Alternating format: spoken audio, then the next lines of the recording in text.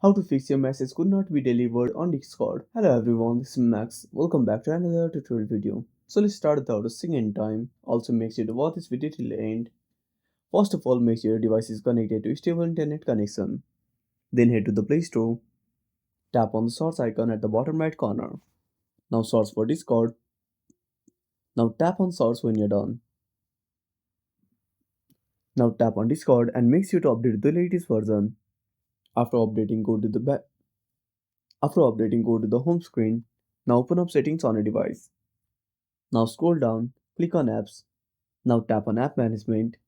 Now tap on the search bar and type Discord. Now click on search, tap on Discord and click on force stop. Now go to storage uses and tap on clear data. Now tap on delete. Now once you tap on delete, go back to the home screen. Now restart Discord. I hope this will fix the issue. So that's it. Thanks for watching. Make sure to subscribe our channel and hit the bell icon. See you in the next video.